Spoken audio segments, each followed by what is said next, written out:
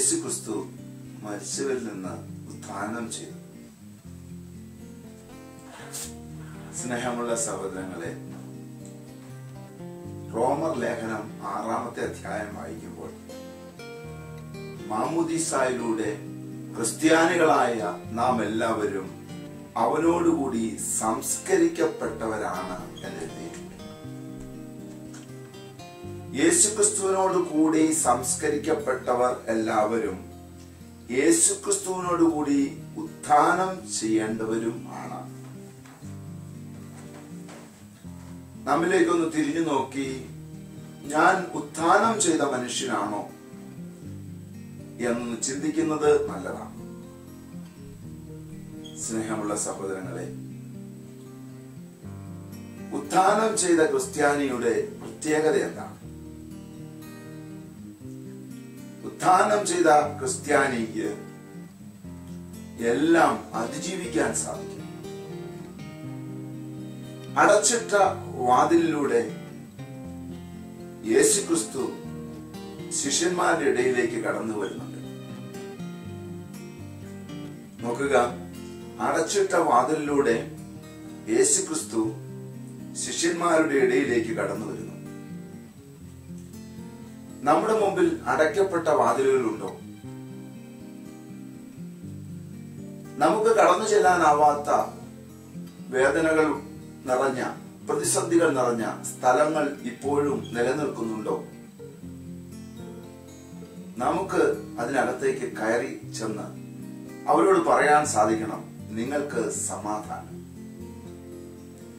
ഒരു ഉത്ഥാനം ചെയ്ത ക്രിസ്ത്യാനിയുടെ പ്രത്യേകതയാണ് അടച്ചിട്ട വാതിലിലൂടെ അകത്ത് കയറി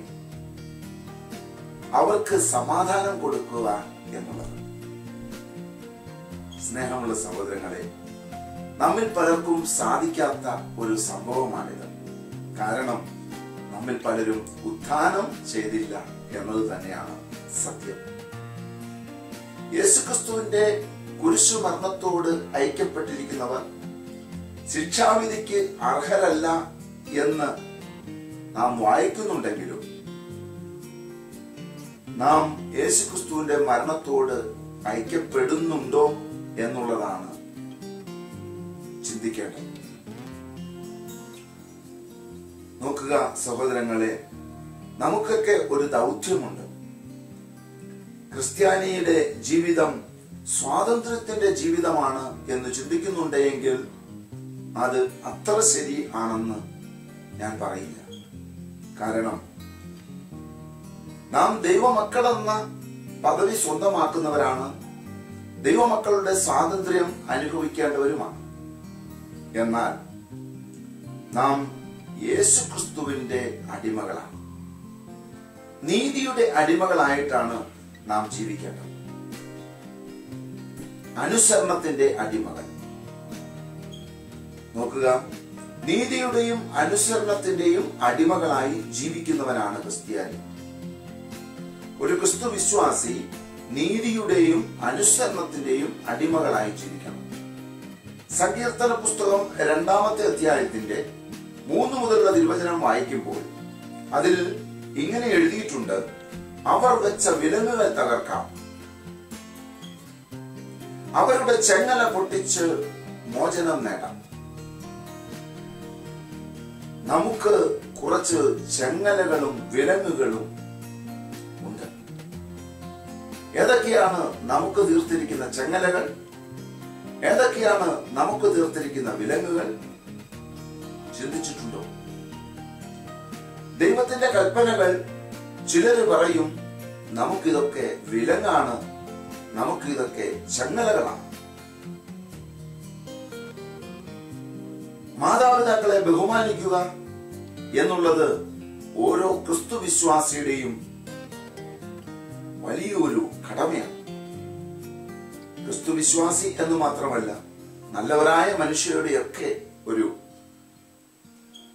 കടമയാണ് മാതാപിതാക്കളെ ബഹുമാനിക്കുക, സ്നേഹിക്കുക, ശുശ്രൂഷിക്കുക. കൽപ്പനകളിലൂടെ നാം കടന്നു വരുമ്പോൾ കൽപ്പനകളെല്ലാം ദൈവമക്കളെ സംബന്ധിച്ചിടത്തോളം അത് അവർക്കൊരിക്കലും ചെങ്ങലയോ വിലങ്ങുകളോ അല്ല. എന്നാൽ ദൈവത്തെ വിശ്വസിക്കാത്തവർക്ക്, ദൈവമക്കൾ ആയി ജീവിക്കുവാൻ ആഗ്രഹിക്കാത്തവർക്ക് അവരിതെല്ലാം ഓരോ വിലങ്ങായിട്ടും ചെങ്ങലയായിട്ടും അവർ കൊണ്ടു നടക്കുന്നു. എന്തിനാണ് ഇങ്ങനെയുള്ള ചങ്ങലകൾ? നമുക്ക് മദ്യപിക്കത്തില്ലേ? നമുക്ക് നുണ പറഞ്ഞാൽ എന്താണ് കുഴപ്പം? അന്യന്റെ ഭാര്യയെ ആഗ്രഹിച്ചാൽ എന്താണ് കുഴപ്പം? അന്യന്റെ വസ്തുക്കൾ ആഗ്രഹിച്ചാൽ എന്താണ് സംഭവിക്കുക? ഇതൊന്നും എനിക്ക് സാധിക്കുന്നില്ലല്ലോ എന്ന് ഓർത്തുകൊണ്ട് ഇത് വിലങ്ങും ചെങ്ങലയുമായിട്ട് കണ്ടുകൊണ്ട് കുറെ വ്യക്തികൾ അല്ലെങ്കിൽ കുറെ മക്കൾ ഈ സമൂഹത്തിൽ ഉണ്ട് എന്നുള്ളത് സത്യമാണ്. സ്നേഹമുള്ള സഹോദരങ്ങളെ, അവരെ സംബന്ധിച്ച് അത് ചെങ്ങലയും വിലങ്ങുകളുമാണെങ്കിൽ ഒരു ക്രിസ്തു വിശ്വാസിയെ സംബന്ധിച്ച് അത് ആഭരണമാണ്, കഴുത്തിലണിയുന്ന ആഭരണമാണ്, അവന്റെ വിരലിൽ കിടക്കുന്ന മോതിരമാണ്, അവന്റെ പാദരക്ഷയാണ്, കയ്യിലുള്ള ബ്രേസ്ലെറ്റാണ്, കാതിൽ കിടക്കുന്ന കമ്മലാണ്. ഇങ്ങനെയുള്ള ആഭരണങ്ങൾ നിന്റെ കഴുത്തിലും കാതിലും കിടക്കുമ്പോൾ അത് നിനക്ക് ചെങ്ങലയല്ല, മറിച്ച് അത് നിനക്ക് ആഭരണമാണ്, അത് നിന്റെ സൗന്ദര്യം കൂട്ടുന്നതുമാണ്. സ്നേഹമുള്ള സഹോദരങ്ങളെ, ദൈവത്തിന്റെ കൽപ്പനകൾ പാലിച്ചുകൊണ്ട് സ്വതന്ത്രരായി ജീവിക്കേണ്ടവരാണ് നാം ഓരോരുത്തരും. ദൈവത്തിന്റെ കൽപ്പനകൾ നാം പാലിച്ച് അനുസരണത്തിന്റെ നീതിയുടെ അടിമകളായി ജീവിക്കുമ്പോൾ ഉത്തിതനായ ക്രിസ്തുവിനോടുകൂടി ജീവിക്കുന്ന ഉത്ഥാനം ചെയ്ത ക്രിസ്ത്യാനികളായി നാം രൂപാന്തരപ്പെടും. നമ്മിൽ ഇന്നും ഉത്ഥാനം ചെയ്തിട്ടില്ല എങ്കിൽ നാം നമ്മിലേക്ക് തിരിഞ്ഞു നോക്കി ഒന്ന് പ്രാർത്ഥിക്കുന്നതും നല്ലതാണ്. നല്ല ഒരു അയൽവാസിയെ കിട്ടണം എന്നാഗ്രഹിക്കാത്തവർ ആരാണുള്ളത്? നല്ലൊരു ജീവിത പങ്കാളിയെ കിട്ടണം എന്നാഗ്രഹിക്കാത്തത് ആരാണുള്ളത്? നല്ല മാതാപിതാക്കളിൽ നിന്ന് ജനിക്കണം എന്നാഗ്രഹിക്കാത്തത് ആരാണുള്ളത്? എനിക്ക് നല്ല മക്കൾ ഉണ്ടാവണം എന്നാഗ്രഹിക്കാത്തത് ആരാണുള്ളത്? സ്നേഹമുള്ള സഹോദരങ്ങളെ, ഞാനൊരു നല്ല അയൽവാസിയാകുവാൻ, ഞാനൊരു നല്ല ജീവിത പങ്കാളിയാകുവാൻ, ഞാൻ നല്ല മാതാപിതാവ് ആയി മാറുവാൻ, ഞാൻ നല്ല മക്കളായി വർത്തിക്കുവാൻ, ഞാൻ നല്ലൊരു ശുശ്രൂഷകനായി ജീവിക്കുവാൻ ശ്രമിക്കുമ്പോൾ നാം ഉത്ഥാനം ചെയ്ത ക്രിസ്തുവിന്റെ പ്രതിരൂപമായി മാറും. ഉത്ഥാനം ചെയ്ത ക്രിസ്തുവിന് അടച്ചിട്ട വാതിലിന്റെ ഉള്ളിലൂടെ കടന്നു ചെന്ന് വേദനിക്കുന്നവരെയും വിഷമിക്കുന്നവരുടെയും ഇടയിൽ ചെന്ന്